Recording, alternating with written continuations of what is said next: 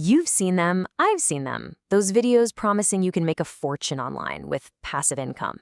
But what does it really take? Today, we are diving deep into a fascinating year-long experiment where one creator put that whole idea to the test.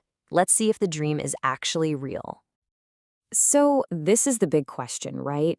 Can anyone, and I mean anyone, actually build a meaningful income stream online starting from absolute zero? Well, one creator set out to find the answer, not with a bunch of hype, but with a totally transparent, public experiment for everyone to see. All right, so let's meet Azamat. He didn't just wing it. He set 3 huge, really specific goals. Goal number 1, make $1,000 publishing books on Amazon KDP. Goal number 2, get a brand new YouTube channel monetized. And goal number 3, and this one's a doozy, enroll 15,000 students in his Udemy courses. This was a serious test with crystal clear targets. Okay, so here's how we're going to break this all down. We're going to look at what happened on each platform one by one.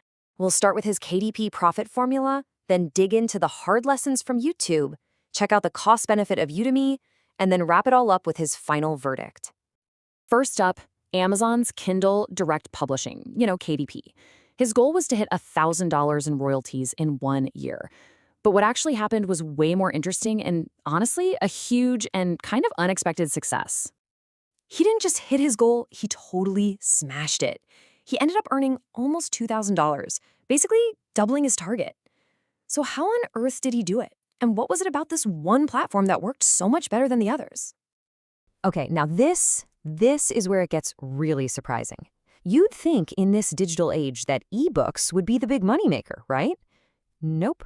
For Azamat, an absolutely staggering 86% of his income came from physical, printed books. The fact that people were still buying soft covers and hardcovers was a total game changer for his whole strategy. So how did he manage to publish so many books so fast? Well, his secret weapon wasn't locking himself in a room for months on end. It was a super streamlined AI-powered process. He used tools like ChatGPT to brainstorm ideas and even write the chapters. Then he'd whip up professional-looking covers using Canva. This workflow let him create and publish nonfiction books at an incredible speed. And all that work led to some brilliant, hard-won lessons. He learned you have to write about stuff you actually know so you can catch the AI when it makes mistakes. He realized quality isn't what you think is good, quality is what your customer reviews say it is. And get this, giftable books, like a book about a sports team, they sell like crazy around the holidays. And finally, a big one, running ads is pointless until you have good reviews. Ads just amplify what's already working. So, after that massive win on KDP, you'd probably think YouTube would be the next big success story.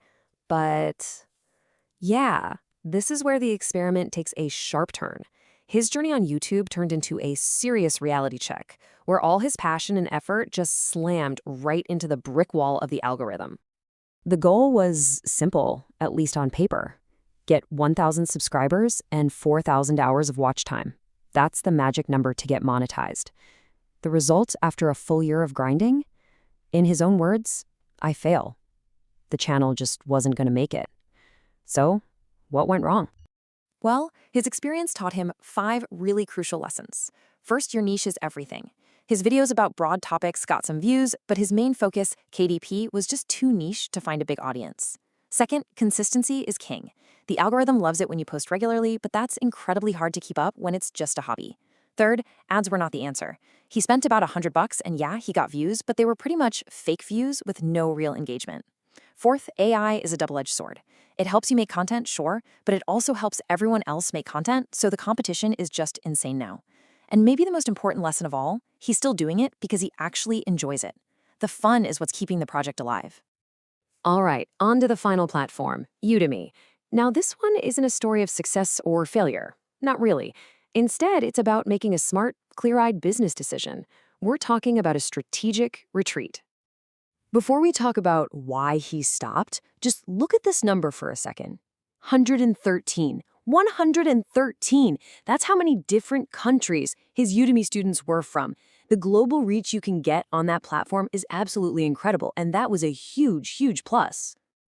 But, and there's always a but, that amazing reach came at a steep price. Making high-quality video courses was just incredibly time-consuming. And even worse, there was zero synergy. His Udemy students weren't buying his KDP books, and they weren't subscribing to his YouTube channel. The projects just weren't helping each other.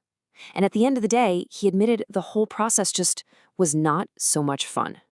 So he made the call. This quote from him really says it all. The amount of time and effort he was pouring in just wasn't worth the reward.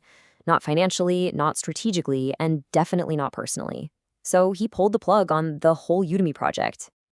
Okay, so we've seen a huge win, a pretty clear failure, and a smart retreat. What does it all add up to? Let's pull everything together and look at the big lessons from this entire year-long experiment. So what does it all mean? It really boils down to 4 core truths about trying to make it online today. First, the platform you choose matters a lot. A strategy that absolutely crushed it on Amazon was a total dead on YouTube. Second, this whole idea of passive income, it's pretty much a myth. Every single one of these projects required tons of active work. Third, and this might be the most important one, enjoyment is what fuels consistency. He's sticking with the projects he actually thinks are fun. And finally, AI is an amazing assistant, but it is not a replacement for human strategy, good taste, and real expertise. And all of this brings us to one last question. And this one's for you.